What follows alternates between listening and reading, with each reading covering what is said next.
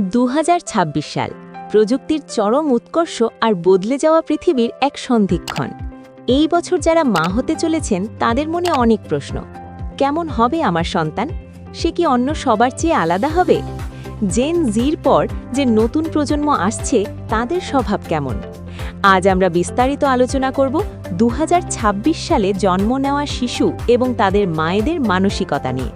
আমরা কথা বলবো বিজ্ঞান, সমাজবিজ্ঞান এবং প্রচলিত জ্যোতিষতত্ত্বের দৃষ্টিভঙ্গি থেকে। 2026 সালে যারা জন্ম নেবে তারা হবে জেনারেশন আলফার শেষ পর্যায়ের শিশু। গবেষকদের মতে 2010 থেকে 2025-26 পর্যন্ত এই জেনারেশনের বিস্তার। তবে 2026 সালের শিশুরা হবে এক বিশেষ ট্রানজিশনাল পিরিয়ডের অংশ।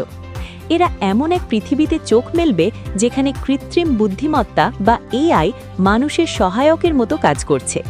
এদের বলা হচ্ছে আপলিফটেড জেনারেশন। এদের ভাব স্বভাব হবে অত্যন্ত স্বাধীনচেতা। তারা কোনো কিছু চাপিয়ে দেওয়া পছন্দ করবে না এবং খুব ছোটবেলা থেকেই তাদের নিজস্ব পছন্দ অপছন্দ প্রকাশ করবে। বুদ্ধি এবং পড়াশোনার ধরন। 2026-এর শিশুদের বুদ্ধিমত্তা হবে মাল্টি ডাইমেনশনাল। এরা শুধু বই পড়ে শিখবে না। Digital literacy. এদের কাছে ট্যাবলেট বা স্মার্ট ডিভাইস হবে শরীরের অঙ্গের মতো। কোডিং বা লজিক্যাল থিঙ্কিং হবে এদের সহজাত দক্ষতা। পড়াশুনো। প্রথাগত মুখস্থবিদ্যার দিন 2026 সালের শিশুদের জন্য প্রায় শেষ হয়ে আসবে। এরা প্রজেক্ট বেসড লার্নিং বা হাতে কলমে শিখতে বেশি আগ্রহী হবে। এদের আইকিউ লেভেল আগের জেনারেশনের চেয়ে গড়ে 5 থেকে 10 পয়েন্ট বেশি হতে পারে বলে অনেক বিশেষজ্ঞ মনে করেন। সৃজনশীলতা।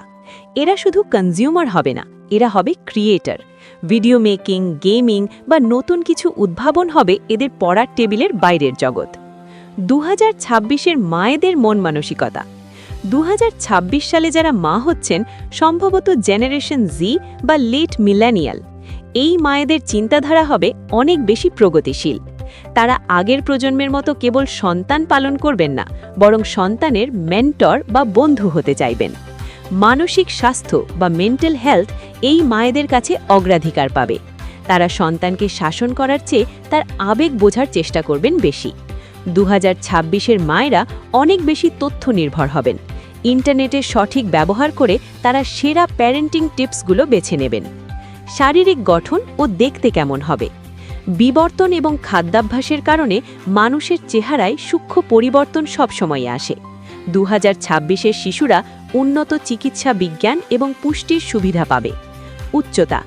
উন্নত পুষ্টির কারণে এদের গড় উচ্চতা কিছুটা বেশি হওয়ার সম্ভাবনা রয়েছে। দৃষ্টিশক্তি। যেহেতু এরা স্ক্রিনের সামনে বেশি সময় কাটাবে, তাই চোখের যত্নের বিষয় ছোটবেলা থেকেই সতর্ক থাকতে হবে। বাহ্যিক রূপ। দেখতে এরা অনেক বেশি আত্মবিশ্বাসী ও চটপটে হবে। তাদের পোশাক এবং চলনবলনে আধুনিকতার ছাপ থাকবে স্পষ্ট। 2026 সাল শুভ নাকি অশুভ? অনেকেই প্রশ্ন করেন 2026 সালটি কেমন যাবে। জ্যোতিষশাস্ত্র এবং সংখ্যার বিচারে 2+0+2+6 যোগ করলে হয় 10, যা শেষ পর্যন্ত 1-এ দাঁড়ায়।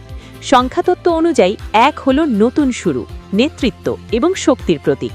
পৃথিবীর প্রেক্ষাপটে এই বছরটি বড় ধরনের বৈজ্ঞানিক আবিষ্কারের বছর হতে পারে। অশুভ বলার কোনো বৈজ্ঞানিক ভিত্তি নেই, বরং এটি একটি নতুন যুগের সূচনার বছর। এই বছর যারা জন্মাবে তারা পৃথিবীর নেতৃত্ব দেওয়ার মতো গুণাবলী নিয়ে আসবে। রাশিফল এবং মহাজাগতিক প্রভাব। 2026 সালে বৃহস্পতি এবং শনির অবস্থান অনেক রাশিতে ইতিবাচক পরিবর্তন আনবে। বিশেষ করে মিথুন, সিংহ এবং ধনু রাশির জন্য এই বছরটি বেশ ফলপ্রসূ হতে পারে। জ্যোতিষমতে 2026 সাল হল অগ্নি ও বায়ু তত্ত্বের সংমিশ্রণ। এর মানে হল এই সময়ে জন্ম নেওয়া শিশুরা হবে অত্যন্ত উদ্যমী বা এনার্জেটিক এবং যোগাযোগে দক্ষ। তবে মনে রাখবেন, মানুষের ভাগ্য তার কর্ম এবং পরিবেশের ওপর বেশি নির্ভর করে। রাশি বা গ্রহ কেবল একটি সম্ভাবনা নির্দেশ করে। পরিশেষে বলা যায় 2026 সালে মা হওয়া একটি রোমাঞ্চকর অভিজ্ঞতা হতে যাচ্ছে। আপনি এমন এক শিশুকে পৃথিবীতে আনছেন যে পৃথিবীকে নতুনভাবে চিনবে। আপনার বুদ্ধি, ধৈর্য এবং আধুনিক চিন্তাধারা দিয়ে তাকে গড়ে তুলুন। ভয় পাবেন না, আধুনিক এই যুগে আপনি একাই নন, বিজ্ঞান এবং প্রযুক্তি আপনার পাশে আছে। আপনার সন্তান হোক আগামীর উজ্জ্বল নক্ষত্র। সালে মাতৃত্বের এই মহৎ যাত্রায় আপনার জন্য রইল আমাদের পক্ষ থেকে অনেক অনেক শুভকামনা।